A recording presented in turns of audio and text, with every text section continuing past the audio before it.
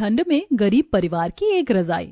रात का समय बाहर सर्द हवा इतनी तेज चल रही होती है, झोपड़ी की टीन से हवा अंदर आ रही होती है। अंदर छोटे से कमरे में सब लोग एक पुरानी सी रजाई के नीचे सोने की कोशिश कर रहे होते हैं। रजाई छोटी होती है, सभी के शरीर पर ठीक से नहीं आ रही होती। बच्चे करवट बदल बदल कर इधर उधर हिल रहे होते हैं। धीरे धीरे खुसुर पुसुर की आवाजें आने लगती हैं। मम्मी, बहुत ज्यादा ठंड लग रही है, नींद नहीं आ रही है। सीमा तुरंत उसकी तरफ मुड़ती है। पिंकी के हाथ बर्फ जैसे ठंडे हो रहे होते हैं। मम्मा, मुझे तो कहीं से हवा लग रही है, मम्मी कुछ और भी उड़ा दो। सीमा खुद भी ठंड से कांप रही होती है, पर बच्चों की आवाज सुनकर वह झट से उठकर बैठ जाती है। ढूंढकर एक फटा हुआ शॉल लाती है। उसके कहीं ना कहीं से धागे निकले हुए, कई जगह छेद, लेकिन फिर भी वो बिना आवाज किए शॉल को फैलाती है और बच्चों के ऊपर डाल देती है। बेटा लो, इससे थोड़ी ठंड कम होगी, बस एक दूसरे से चिपक कर सो जाओ। थैंक्स मम्मी, अब थोड़ा अच्छा लग रहा है।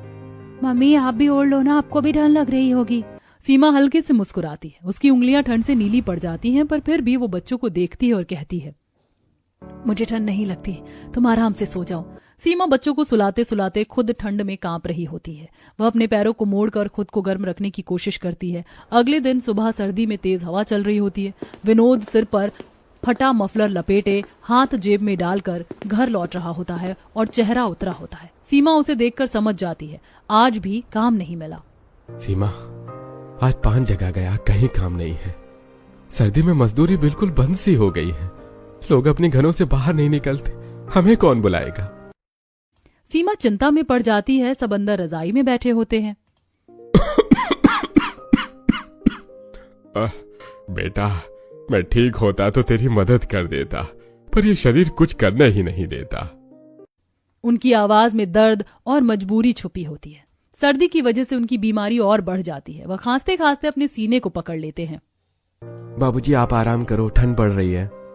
घर में थोड़े बहुत पैसे जो पहले बचे होते हैं वही धीरे धीरे खत्म हो रहे होते हैं। दोपहर के समय सीमा घर के बाहर आकर आंगन में झाड़ू लगा रही होती है। ठंडी हवा में उसके हाथ सुन्न पड़ जाते हैं। सामने वाले घर से पड़ोस की 3 औरतें बातें करते हुए वहीं रुक जाती हैं। उनके हाथों में ऊनी शॉल, पैरों में गर्म मोजे और नजरें लगातार सीमा पर होती हैं। देखना बेचारी सीमा के तो करम फूट गए, का करीब ससुराल मिला है, इसे सारे लोग एक ही रजाई में रात काटते हैं। सही कह रही हो बहन, इसके पास ना पहनने के लिए ढंग के कपड़े हैं, ना ओढ़ने के लिए चादर। कितने दिन से देख रही हूँ बच्चे भी ठंड में कांपते रहते हैं। और ये सीमा बस झाड़ू लगाएगी, पानी भरेगी। गरीबी में क्या दिन रात वही करना पड़ता है। वो तीनों सीमा के घर से गुजरती हैं, लेकिन उसके शब्द तीर की तरह चुभ जाते हैं। सीमा झाड़ू चलाती रहती है, पर आंखें हल्की हल्की भर आती हैं। वह झुककर आंसू छुपाने की कोशिश करती है।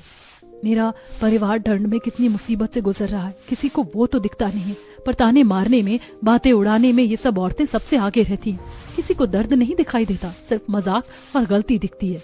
सीमा एक पल को रुकती है, गहरी सांस लेती है, आंखें पोंछती है और फिर से झाड़ू लगाना शुरू कर देती है। अगली सुबह बच्चे स्कूल जाते हैं। गांव का सरकारी स्कूल, मिट्टी का मैदान। बच्चे ऊनी स्वेटर, जैकेट और टोपी पहनकर खेल रहे होते हैं, पर चिंटू और पिंकी पतली फटी हुई कमीज और स्वेटर के बिना झुके झुके स्कूल में आते हैं। जैसे ही वो क्लास के दरवाजे पर पहुंचते हैं, कुछ बच्चे उन्हें देखकर खिलखिलाने लगते हैं। अरे देखो, ये तो आज फिर फटे कपड़े पहनकर आए हैं। इनके घर में नए कपड़े नहीं है क्या? शायद बहुत ही गरीब होंगे। पिंकी, तुम्हारी फ्रॉक को देखो, 2 जगह से तो फटी हुई है। टीचर ने क्यों पहनकर आने दिया? सभी बच्चे हंसते हैं। चिंटू शर्म से सिर झुका लेता है और पिंकी की आंखों में पानी भर आता है, पर वह चुप रहती है। फटे पुराने वाले भाई बहन, गरीबों की जोड़ी। टीचर पढ़ा रही होती है, लेकिन दोनों बच्चों के कानों में सिर्फ ताने गूंज रहे होते हैं। उनका ध्यान किताब पर नहीं, अपने कपड़ों पर होता है। दोपहर को दोनों बच्चे धीरे धीरे पहुंचते हैं। घर पहुंचते ही सीमा उन्हें देखकर मुस्कुराती है। आ गए मेरे बच्चे, स्कूल कैसा रहा? दोनों के चेहरे पर उदासी होती है। पिंकी दौड़कर सीमा से लिपट जाती है। मम्मी, सब लोग मेरी ड्रेस का मजाक उड़ा रहे थे, कह रहे थे कि ये तो फटे कपड़े पहनकर आती है, गरीब कहीं की। हाँ मम्मी, मुझे भी सबने यही कहा। सुबह सुबह इन कपड़ों में बहुत ठंड लगती है और रात को उस एक रजाई में भी ठंड लगती है।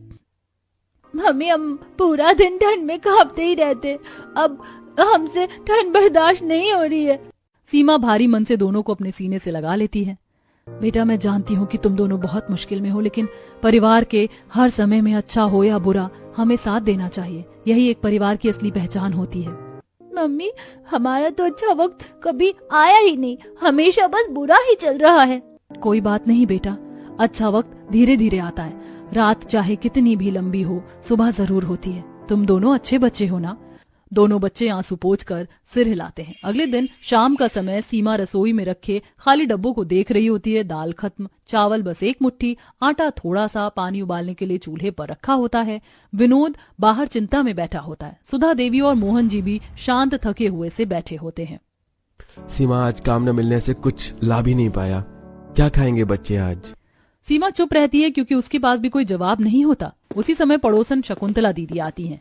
सीमा, ये लो बेटा, आज मटर पनीर बनाया था, थोड़े चावल हैं और कुछ रोटियां। बच्चों ने अभी खाना तो नहीं खाया। दीदी, आप हर बार कैसे हमारी मदद कर देती हैं। मैं कैसे एहसान उतारूंगी आपका। ऐसी बातें मत किया करो। पड़ोसी का मतलब क्या होता है? सुख दुख में साथ देना। मैंने तुझे कभी बोझ नहीं समझा, ना समझूंगी।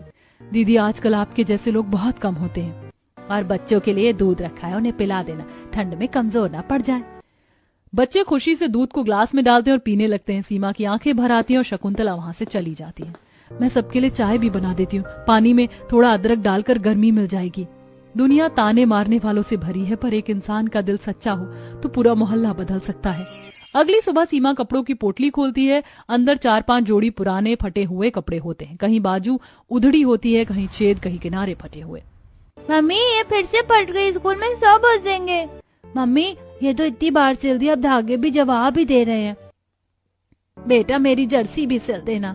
सीमा सुई धागा निकालती है। वह फटी जगहों को जोड़कर सीती है। धागा अलग रंग का है, पर मजबूरी में वही करना पड़ता है। मम्मी, क्या कभी हमें भी नए कपड़े मिलेंगे? जरूर मिलेंगे बेटा। जल्दी ही वो दिन आएगा जब तुम दोनों अपनी पसंद के कपड़े पहनोगे। वो सुई धागा चलाती रहती है और सास की आंखें नम हो जाती हैं। रात में गहरी ठंड होती है। हवा इतनी तेज होती है कि टीन की छत टन टन हिल रही होती है। कमरे में एक ही पुरानी रजाई में सब घुसे होते हैं और सब एक ही रजाई में जगह बनाने की कोशिश कर रहे होते हैं। बच्चे सिमटते सिमटते कहते हैं, अरे, मेरी टांग बाहर निकल रही, ठंड लग रही है। मेरा हाथ भी गर्म नहीं हो रहे, रजाई छोटी है। मम्मी, मैं ठीक हूँ, तुम बच्चों को ज्यादा उड़ाओ। सीमा खुद रजाई से आधी बाहर रहती है, सिर्फ बच्चों के पैरों पर रजाई उड़ा देती है। तुम लोग बस गर्म रहो, मैं संभाल लूंगी। बेटा, तुम भी शरीर ढक लो, नहीं तो बीमार पड़ जाओगी।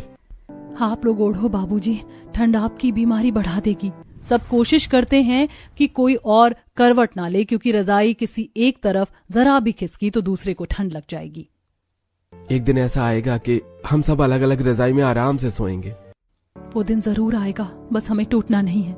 बाहर हवा और अंदर ठंडक होती है। अगले दिन रात का समय होता है। एकमात्र पुरानी रजाई जिसमें पूरा परिवार गुजर बसर कर रहा होता है, आज जोर से चर्र की आवाज करती है और रजाई के किनारे से फट जाती है। मम्मी, रजाई फट गई, ठंड बहुत लग रही है। मम्मी, हवा सीधे अंदर आ रही है, अब क्या करेंगे? सीमा तुरंत बच्चों को अपनी तरफ खींच लेती है। विनोद भी सर्दी में बच्चों को ढकने की कोशिश करता है, लेकिन रजाई के फटे हिस्से से बर्फ जैसी हवा अंदर घुसती रहती है। हे भगवान, आज तो जम ही जाएंगे लगता है। हाय राम, ये रजाई भी आज ही फटनी थी। एक तो हमारे पास एक ही रजाई थी। पिंकी के दांत किटकिटाने लगते हैं। चिंटू रोता है। सीमा दोनों को बाहों में भर लेती है और खुद सर्दी से कांपते हुए भी बच्चों को ढकती रहती है। हे भगवान, बस मेरी औलादों को बचा लेना।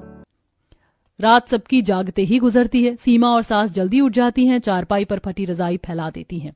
माँ जी, ये किनारा बिल्कुल चिथड़ा हो गया है, इसे हाथ से नहीं होगा, इसमें तो 2-2 बार सिलाई लगेगी। लगाते जा बेटी, क्या करें, अब एक ही रजाई नहीं सिली तो सर्दी हमें खा जाएगी। हम पे तो बीमारी में लगाने के लिए पैसे भी नहीं हैं। दोनों बैठी बैठी ठंड में उंगलियां सुन्न होने तक रजाई सिलती रहती हैं। सीमा अपनी उंगलियों पर फूंक मारती है, कभी धागा टूट जाता है, कभी कपड़ा निकल जाता है, फिर भी दोनों हिम्मत से उसे जोड़ती रहती है। दोपहर घर के अंदर बर्फ जैसी ठंड होती है। बीच में एक लोहे की अंगीठी रखी होती है, जिसमें लकड़ी की जगह खेतों से उठाए गए सूखे डंठल और गोबर के उपले जल रहे होते हैं। ना काम मिलता है, ना पेट भरता है, और ऊपर से ये ठंड। लगता है इस साल की सर्दी गरीबों को निगल ही जाएगी। बेटा, अंगीठी के पास मत बैठ, धुआं चढ़ जाएगा, खांसी नहीं रुकेगी। बस थोड़ी देर और, फिर गर्म दूध पी लेना। मम्मी हाथ तो गर्म हो रहे हैं लेकिन पैर जम रहे हैं। मम्मी ठंड क्यों नहीं रुकती, इतनी आग तो जल रही है। भगवान ने बड़ा ही बेबस कर दिया है हमें। सीमा चूल्हे पर चाय बना रही होती है। पानी में अदरक उबल रहा होता है क्योंकि दूध तो सिर्फ बच्चों के लिए होता है। बाकी सबको यही गर्म पानी वाली काली चाय ही पीनी पड़ती है। अंगीठी पूरे दिन जलती है, फिर भी लगता है जैसे सर्दी दीवार चीर कर अंदर बैठी हो। मुझसे तो ये बच्चे देखे नहीं जाते।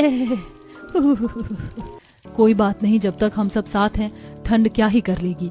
दोपहर का समय, ठंडी हवा चल रही होती है। घर के अंदर सिर्फ एक चूल्हा धीमी आग पर जल रहा होता है क्योंकि खाने को कुछ भी नहीं होता है। अचानक दरवाजे पर कोई आता है। सीमा दरवाजा खोलती है और चौंक जाती है। सास और ससुर एक दूसरे को देखते हैं। बुआ जी और फूफा जी अंदर आते हैं। साथ में दो और दूर के रिश्तेदार होते हैं। अरे ओहो, ये घर है या कबाड़ का गोदाम? अरे इतनी ठंड में भी घर के अंदर धुआं भर रखा है और फिर भी इतनी ठंडक। अरे आओ दीदी बैठो। बुआ जी चारों तरफ नजर घुमाती हैं। पुरानी टूटी चारपाइयों, एक रजाई कोने में रखी होती। सब लोग उसमें बैठे होते हैं। फटे पैजामे में चिंटू और घिसी हुई फ्रॉक में पिंकी दोनों शर्म से अपनी माँ के पीछे छिप जाते हैं। अरे देखो तो जरा, बच्चों के कपड़े ये पहनकर स्कूल जाते होंगे। हमारे यहाँ तो नौकर भी ऐसे कपड़े नहीं पहनते। गरीब का बच्चा हो तो फटा पहनना ही पड़ेगा, किस्मत के मारे हैं बेचारे। सीमा की आंखें भर आती हैं, लेकिन वह सिर झुकाकर खड़ी रहती है। अरे सीमा बहू, कम से कम रिश्तेदार आए, एक गिलास पानी ही पूछ दो, या फिर पानी भी राशन पर आता है क्या? सीमा जल्दी से घड़े की तरफ जाती है और 4 स्टील के गिलास भरकर ले आती है। अरे इतने थोड़े पानी में ही काम चलाना पड़ता है। तुम्हारा घर तो सच में भगवान भरोसे चलता है। अच्छा, खाने को क्या बनाया है या आज भी खाली चूल्हा ही जल रहा है? बहन आज खाना नहीं बनाया है, सोच रहे थे बाजार से कुछ। अरे हम समझ गए, तुम लोगों के घर में तो रोज यही हाल होता होगा ना, खाने को कुछ न पहनने को, और ऊपर से ना हम रिश्तेदार बुलाए जाते। मेरा तो मन ही खराब हो गया बच्चियों के कपड़े देखे। ठंड में ऐसे फटे हुए कपड़े कौन पहनता है? सीमा की आंखें भर आती हैं। वो बच्चों को पीछे कर देती है। विनोद भी चुपचाप खड़ा सुनता रहता है। अरे हम लोग तो चलते हैं भैया आप, लेकिन अगली बार बुलाना मत। हम खाली घरों में बैठकर टाइम वेस्ट नहीं करते।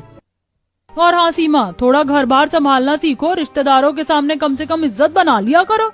वो लोग चले जाते हैं। अगले दिन सुबह गांव की गलियों में आज एक अलग ही हलचल होती है। आओ बहनों, रेशमी कंबल, गरम शॉल, बढ़िया ऊनी रजाई, ठंड से बचने का सबसे बढ़िया इंतजाम ले लो। उसके ठेले पर रंग बिरंगे कंबल, गर्म शॉल और मोटी रजाइयां रखी होती हैं। लाल, गुलाबी, हरे रंगों में चमकते हुए गांव की औरतें इकट्ठी होकर अपने अपने घरों से पैसे लाती हैं। किसी के हाथ में 100 का नोट, किसी के पास 500, किसी के पास सिक्कों से भरी पोटली। सब औरतें खुशी से कंबल छू छू कर चुन रही होती हैं। अब भैया ये वाला कितने का? बहन से 500, बहुत गर्म है। उधर सीमा अपने घर के बाहर खड़ी सब देख रही होती है। उसके हाथ खाली जेब में जाते हैं। वह दूर खड़ी होती है क्योंकि वो जानती है कि वो कुछ खरीद नहीं सकती, बस देखती रहती है। कितनी ठंड है, बच्चों के लिए एक रजाई ले लेती, पर क्या करूं, घर में तो चूल्हा जलाने के लिए पैसे नहीं है, रजाई कहाँ से खरीदूं। उसकी आंखें कंबलों पर टिक जाती हैं। वो चाहती है कि बच्चों को एक गर्म कंबल मिल जाए, लेकिन बस चाहत ही रह जाती है। पास की औरतें फुसफुसाकर उसके बारे में बातें करने लगती हैं। अरे सीमा, तू क्यों खड़ी है, खरीद लेना रजाई। अरे बहन, इसके पास पैसे कहाँ हैं, ये तो फटी हुई एक रजाई सिल सिल कर चलाती है। बेचारी बस खड़ी खड़ी दूसरों को देख सकती है, खरीदने की औकात थोड़ी होती है इसकी। सीमा चुपचाप खड़ी रहती है। आंखों में हल्की नमी और लेकिन चेहरे पर मजबूरी की मुस्कान होती है। बहन जी तुम भी कुछ लोगी, बच्चों के लिए ले जाओ, बहुत सर्दी पड़ने वाली है। नहीं भैया, मेरे पास पैसे नहीं है। कंबल वाला दूसरी औरतों से घिर जाता है और सीमा वहीं दूर खड़ी रहकर दूसरों को गर्म कंबलों में लिपटते देखती रहती है। सब अपने घर ठंड से बचाने की तैयारी कर रहे हैं और मैं अपने बच्चों के लिए एक रजाई तक नहीं खरीद पा रही हूँ। धीरे धीरे सब औरतें कंबल लेकर घर चली जाती हैं। सीमा अकेली खड़ी रह जाती है। अगली सुबह घर के बाहर से आवाज आती है, सीमा बेटा। सीमा दरवाजा खोलती है। उसके मम्मी पापा खड़े होते हैं। दोनों के हाथ में एक छोटा सा थैला और चेहरे पर मुस्कान होती है। जैसे ही वो अंदर आते हैं, उनकी नजर चारों ओर घूमती है। टूटी चारपाइयां, एक पुरानी रजाई जो धूप में सूख रही होती है, बच्चे फटे कपड़ों में ठंड से कांपते हुए, सास खांसती हुई, कमजोर ससुर एक कोने में बैठे होते हैं। हाय राम, बेटा तो इस हालत में जी रही है। पापा की आंखें बच्चों पर टिक जाती हैं। पिंकी हाथ रगड़ रही होती है। चिंटू के होंठ नीले हो रहे होते हैं। अरे मेरे नितिन ने तो ये ठंड से जम रहे हैं। सीमा, इनके कपड़े इतने फटे क्यों हैं? पापा क्या बताऊं। बेटा हम ज्यादा अमीर नहीं पर इतने बेगरीब नहीं कि तुझे ये सब सहने दे। हम तेरी कुछ मदद कर दे। सीमा की आंखें भर आती हैं। अरे सीमा तेरे पास तो ओढ़ने को भी कुछ नहीं है, सब एक रजाई में रात काटते हो, ये अच्छा नहीं लगता बेटा। हम कुछ कंबल शॉल दे देते हैं। मम्मी पापा आप सही कह रहे हो, पर विनोद को अच्छा नहीं लगेगा। अच्छा नहीं लगेगा क्यों? क्योंकि पापा विनोद अपने पैरों पर खड़ा रहना चाहता है। वो कहते हैं गरीबी हो या दुख हो, पर भीख में लिया सामान घर में नहीं आएगा। अगर मैंने आपसे कुछ ले लिया तो उन्हें लगेगा कि आपने उन पर दया खाई है और वो सह नहीं पाएंगे। पर बेटा बच्चों के लिए तो कुछ करने दे। हमारा दिल नहीं मानता कि हमारी बेटी ऐसे ठंड में तड़पे। मम्मी पापा मैं संभाल लूंगी, कुछ ना कुछ जुगाड़ कर लूंगी, बस आप लोग चिंता मत करो। बेटा ठंड लगे तो अंदर आग जला लेना। हाँ सीमा, जब भी लगे कि हालात नहीं संभाल पा रही हो तुरंत बोल देना। हम भले गरीब हैं पर तुझे और तेरे बच्चों को यूं कांपते नहीं देख सकते। हम तुझे रजाई और कुछ गर्म कपड़े दे देंगे। मैं सब ठीक कर दूंगी पापा। माता पिता वहां से चले जाते हैं। अगले दिन दोपहर के समय सीमा अपने फटे हुए शॉल को संभालते हुए बाजार की तरफ पैदल जा रही होती है। ठंडी हवा चल रही होती है। सड़क के बीचों बीच बहुत भीड़ होती है। लोग घेरा बनाकर कुछ देख रहे होते हैं। फुसफुसाहटें, हलचल हो रही होती है। सीमा पास जाती है। एक गाड़ी सड़क किनारे ठुकी होती है। माथे से खून बहते एक अंकल कार की सीट पर बेहोश पड़े होते हैं। चारों तरफ भीड़ लगी होती है। लोग मोबाइल से वीडियो बना रहे होते हैं, लेकिन सीमा आगे बढ़ती है। उसका दिल जोर से धड़क रहा होता है। अंकल सुनिए, मेरी आवाज सुन रहे हो? अंकल की सांस धीमी होती है। सीमा घबरा जाती है। तुरंत पास खड़े ऑटो वाले से बोलती है, भैया जल्दी इन्हें अस्पताल ले चलो, इनकी हालत खराब है। अरे बहन, ये तो एक्सीडेंट केस है। किसी की जान का सवाल है, बैठाओ बस। उसकी हिम्मत देखकर वह राजी हो जाता है। सीमा खुद अंकल को सहारा देकर ऑटो में बिठाती है। उनका सिर अपने दुपट्टे से बांध देती है। मैडम एक्सीडेंट हुआ है, जल्दी से डॉक्टर को बुलाइए। डॉक्टर तुरंत स्ट्रेचर ले आते हैं। अंकल को अंदर ले जाते हैं। कुछ देर में नर्स सीमा से पूछती है, इनके परिवार का नंबर है? सीमा उनकी जेब से फोन निकालती है, वो नर्स को दे देती है। नर्स उनकी पत्नी को कॉल कर देती है। अस्पताल के बाहर अंकल की पत्नी रोते हुए पहुंचती है। ओ भगवान, क्या हो गया इन्हें? आंटी घबराइए मत, डॉक्टर देख रहे हैं, सब ठीक हो जाएगा। बेटा अगर तुम इन्हें नहीं लाती तो पता नहीं मेरा क्या होता। सीमा बस चुपचाप सिर झुका लेती है। वो वहीं बैठकर इंतजार करती है। करीब आधे घंटे बाद डॉक्टर बाहर आते हैं। मरीज होश में आ गए हैं। सीमा और आंटी अंदर जाते हैं। अंकल कमजोर मुस्कान देते हैं। बेटा तुमने मेरी जान बचाई, वरना मैं तो वहीं सड़क पर। नहीं अंकल, कोई भी होता तो यही करता। आप अब ठीक हैं, बस आराम कीजिए। थैंक यू सो मच बेटा, तुमने हमारी पूरी जिंदगी बचा ली। इसके बदले हम तुम्हें क्या दे सकते हैं? नहीं आंटी, मुझे कुछ नहीं चाहिए। मैंने कोई सौदा नहीं किया। इंसान को इंसान की मदद करनी चाहिए। बेटा तुझे देखकर मुझे अपनी बहू की याद आ गई, लेकिन वो और मेरा बेटा आज ही हमें छोड़कर चले गए। उस गुस्से से मैं घर से निकला और ये हादसा हो गया।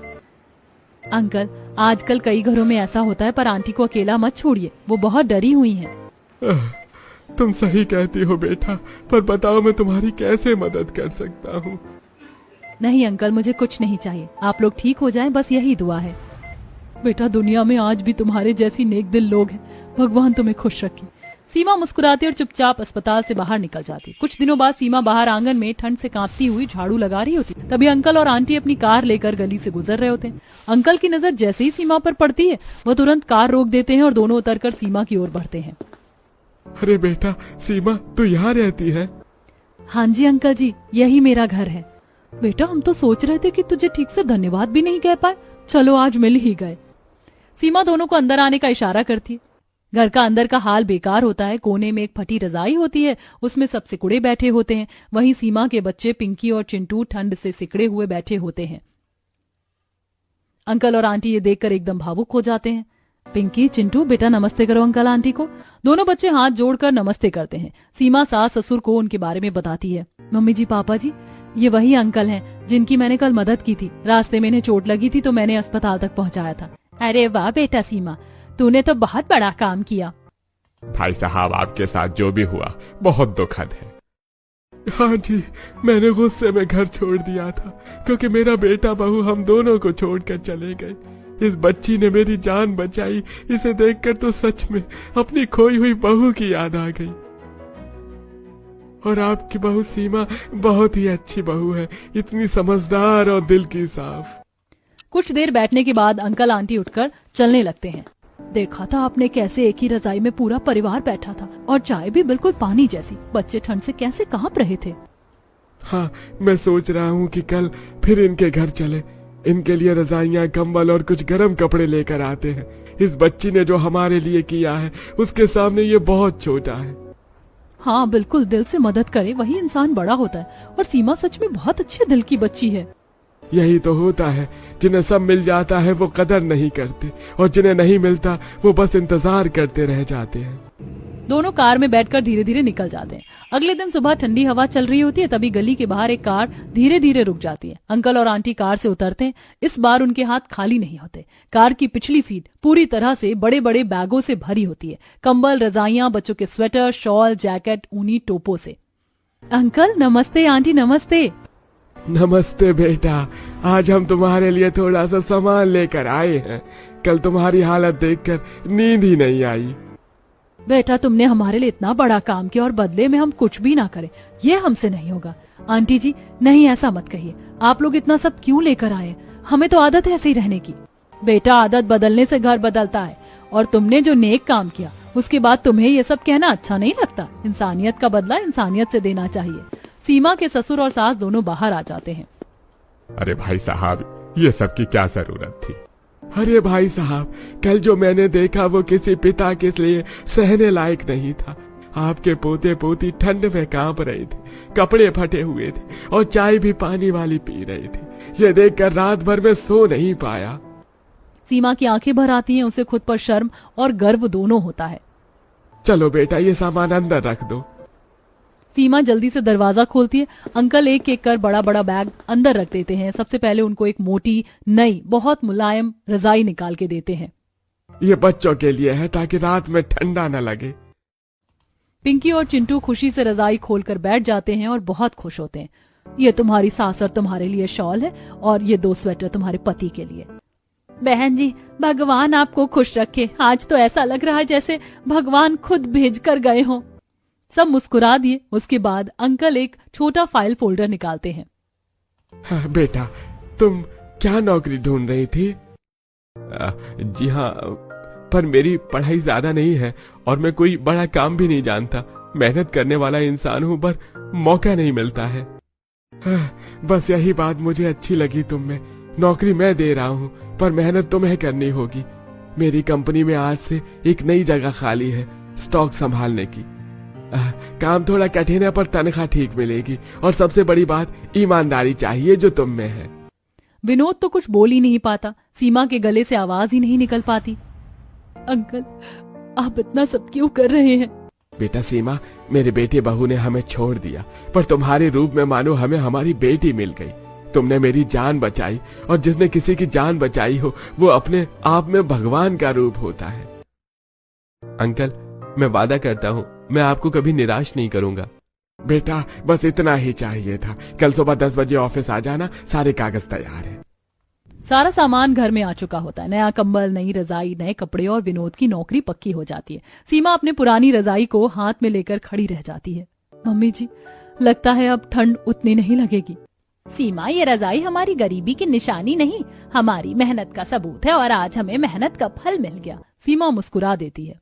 अच्छा बेटा अब हम चलते हैं, कल ऑफिस में मिलेंगे विनोद। वो दोनों जाने लगते हैं। सीमा दरवाजे तक छोड़ने जाती है। सीमा आज से तुम हमारी बेटी जैसी हो। कुछ भी चाहिए हो याद रखना, एक घर और भी है जहाँ तुम्हारी चिंता करने वाले रहते हैं। अंकल आप दोनों भी अपना ध्यान रखना। भगवान आपको हमेशा खुश रखे, और कभी भी मेरी जरूरत पड़े तो एक फोन कर देना। दोनों मुस्कुराते हुए कार में बैठ जाते हैं। सीमा दरवाजा बंद करती है और उसके दोनों बच्चे उसे गले लगा लेते हैं। धीरे धीरे घर की हालत सही होने लगती है। सब अच्छे कपड़े पहनना शुरू कर देते हैं और अब बच्चों का एडमिशन भी अच्छे स्कूल में हो जाता है। घर में गरीबी और ठंड दोनों खत्म हो जाती हैं।